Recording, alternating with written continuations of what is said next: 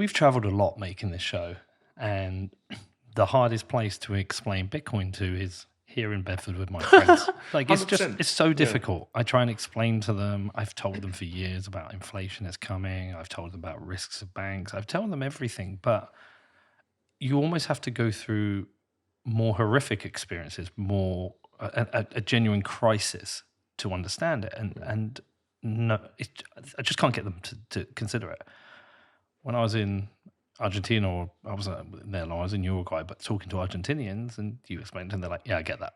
Yeah, I get 100%. That. Yeah. Well, we used to we bought a house for cash. We used to we never kept money in the bank. Or most places in South America, it's very easy. People like Anita will tell you in Africa, it's very easy.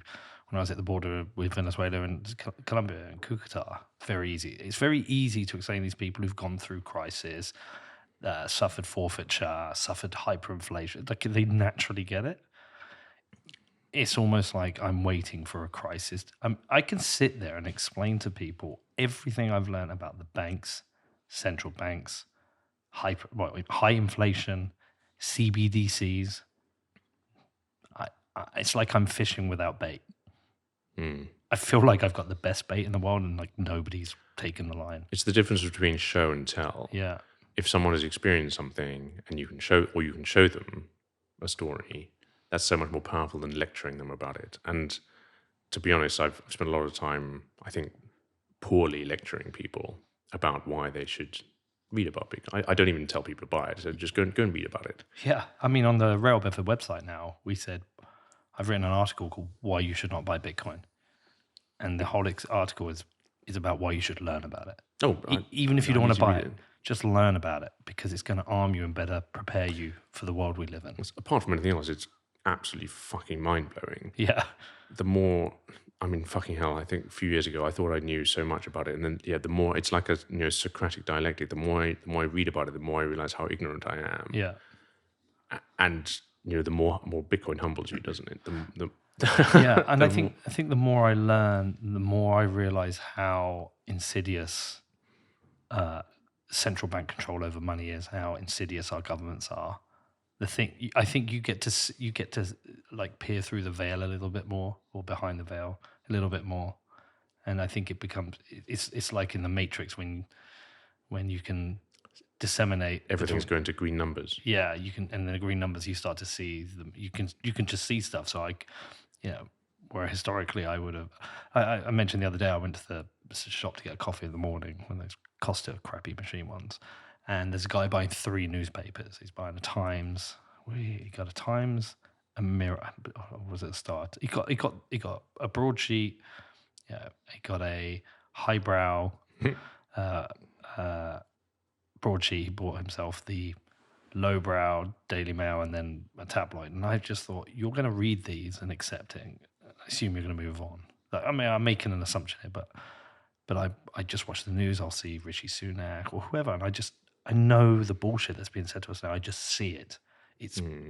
And that's because of Bitcoin. I think I can see it. Oh, completely. I mean, something as simple as, I think in some ways it's better to start with thinking about money rather than thinking about Bitcoin. And starting with something as simple as house prices. So there's an argument to be made to say that you can draw a direct line from the unaffordability of housing straight to the bank's ability to create new money without any cost to themselves. And if you break it down into small logical pieces, I think it can flow quite logically. Yeah. So obviously you can start with housing is expensive. True. How do most people buy houses? They get a mortgage. Mortgage, exactly. If no one could get a mortgage, what do you think would happen to house prices? They would fall. Well, they would fall, exactly. And that's a good thing. So when you go to a bank and you ask for a mortgage, where does it get that money? Well, it would be lending based on depositors, but we know that's not true. It's partially true. It's leveraged depositor income. Did you read the Bank of England's paper on stablecoins a couple of years ago? No. There's a really interesting paragraph in that at the beginning. Does it say we're fucking liars and we're going to fuck you? No, they're quite honest. But that would have been honest. They talk about the nature of money. It's if you can't put it up, I'll find it for you. It was their consultation paper on stablecoins. I think it was in paragraph 1, and they talk about the two kinds of money that exist in Britain at the moment, and this is true for most developed economies. The first kind of money is it's a liability of the central bank. So they're not lying. They're not trying to hide this. They're quite open. The pound in your hand is a liability of the central bank, and I think one thing I'd like to try and move away from is the concept of fiat money towards liability money. Yeah, I like that. Versus commodity money, which is Bitcoin. Yeah. Every single pound note, £10 note that you hold is a liability of the central bank. It fucking says it on it. I promise to pay the bearer on demand the sum of £10. Even worse than that, the next paragraph, they go on and they say, the second kind of money is created by commercial banks when they make loans. And you hang on. I thought commercial banks lent out deposits that other people... No, it's liabilities all the way down. Every single piece of sterling that exists is someone else's liability. And once you get your head around that, you suddenly realize the attraction of a money that doesn't have any counterparty risk. Yeah. That you can access 24/7, that no one can confiscate from you if you use it properly and if you custody it properly. So, I mean, coming back to the mortgage point, these fucking banks are creating money out of thin air at the moment you sign your mortgage paper, and they are creating as much money as a normal person will earn in their entire lifetime, because you may only pay your mortgage off just before you retire. And the second order effects of that are astonishing. That money is pumped into the system. I mean, like I said, you could draw a direct line, unaffordability of housing, straight to the bank's ability to create that money.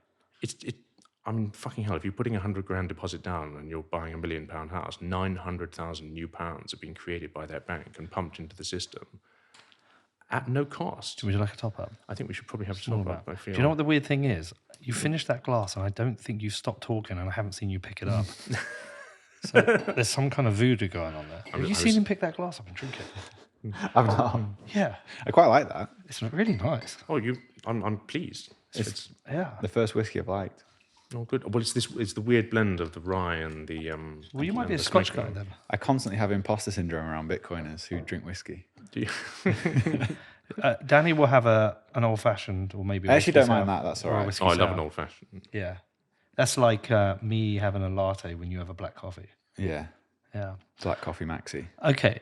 The counterpoint and counter-argument to that is credit, the opportunity to access credit, can drive productivity in that credit makes things available to people starting businesses, buying a home, being able to afford a home. So that is the counterpoint to that, is that a lot of credit has created productivity, and when credit dries up, economies stall. We've had a dry up of credit right now with interest rates so high. It's hard to... Now, look, there's a good side to that, because these shitty Silicon Valley startups who raise an enormous amount of money and end up IPOing before they've really made any money. I mean, look at Twitter at the moment. It's worth $44 billion. It's still not profitable. Has it ever been profitable? Well, Twitter's, I think the acquisition debt there was about 19 billion. So I don't know what the coupon on that interest is, but they're going to need to make a gigantic amount of money every single day in order to service that debt. Isn't it $1 billion a year to service the... Is that right? Is it with the interest on the debt? It's either to service the loan or the interest on the debt, which is why he's pushing so hard this Twitter... To monetize it. Yeah, which I've fallen for. Yeah, $1 billion a year. Yeah, $1 billion a year. That's crazy. Yeah. But yeah, so the good side is that, yes. That's true. I mean, have you read Varoufakis' book, Letters to My Daughter? No, let me keep an eye on that. He's really interesting in credit. So he's got quite a nice story there where he talks about creditors pulling tomorrow's profits to be able to spend today in order to grow your business. Yeah. And to be honest, I think it's undeniable that there are benefits in that. Yep. I bring up house prices because I think that is a particular sector where the increase in prices has been disproportionate to the benefit to the general population. Yeah, and one of the areas has been people with fabulous amounts of wealth knowing that they can't park it in the bank because they're not going to get the interest. So they might as well buy houses, which houses are another form of Bitcoin in some ways. They're a store of value. They always tend to go up in price. We're not building any new land apart from in the South China Sea. and so they are a good investment and they are a solid investment. And I mean, I don't have a second house, but I've thought of buying a second house. Is that a place to put money? And so you have this mass ownership of properties by landlords now. Well, it's the financialization of everything that we talked about earlier. Yeah. If your money is continually losing value by you sitting in the bank, you need to find other things to do with it. What's the quote? When the Jeff Booth one? Oh, when money isn't scarce, everything else is. Everything else is. Paraphrasing. But Paraphrasing, yeah. And so I mean, I think to me, I remember growing up. There was an advert on YouTube for one of the old building societies, and it said 7.4% interest on your deposits.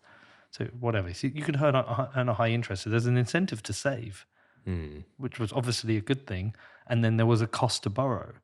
And so whilst we've hit these 4 or 5% interest rates, which have scared the shit out of people, especially people who are going off fixed rate mortgages to variable rates, trying to renegotiate them, actually, historically, this is normal to have a cost of capital, which we should have. And I think it goes back to Stephen Lubka, doesn't it? Where Stephen Lubka talks about 0% interest rates. They distort the market. There should be a cost of capital. Yes. But it's the rate of change that's the problem. It's the rate of, well, there's two problems. The rate of change out of 0% was really hard, and it's fucked a lot of things up. But going to 0% interest rates was putting off the inevitable market correction that's required. Yeah, it's a bit of a toss-up, isn't it? Would the pain of not dropping interest rates during those periods of general global crisis and calamity have been worse than the pain of the unwind? Both scenarios, I believe, are painful. Yeah. I'm of the view that we probably should have taken that first pain and not dropped to zero. Boom and bust. It's an old it's economics 101. I studied boom and bust cycles. Ray Dalio talks about boom and bust cycles. You have a boom, you have credit expansion, then you have the correction, and you have credit contraction. And look, there are good times and there are bad times. But I think, and this is me from my uneducated point of view, I'd much rather Lynn Alden explain this, but from my simple point of view, is what I've seen is as we kick this can down the road, which I think is a problem of the political cycle. Nobody wants to lead us into a recession, but as we've kicked the can down the road, essentially what we do is we widen the wealth gap to unacceptable levels. Between those who have assets and those who don't. Exactly. I mean, and returning to the liability point earlier, once you understand and acknowledge that all fiat money is essentially a liability either of your commercial bank or of your government, then the next conclusion is that reliance on the liability is all fine and well until you begin to lose faith in the person on whom you're relying, or the person who owes you that obligation. Commercial banking is an example. You deposit £100 into Barclays. Yeah. You don't own that money anymore. What you own is a claim on that money against Barclays. So you are a creditor of Barclays in respect to that £100. And we've seen very clearly over the last few months that as soon as lots of people suddenly realise that Barclays may not be good for that £100 anymore, out it comes. Up to £80,000 you're protected. Yeah. But do you really want to go through the ball ache of waiting for the government to reimburse you? No, if I can get my money out, I'm getting my money out. Yeah. That's how bank runs happen, as we all know. Well, I don't know if you've prepared for it, but I have. I'm a financial prepper now. I have. Do you have 8 different banks?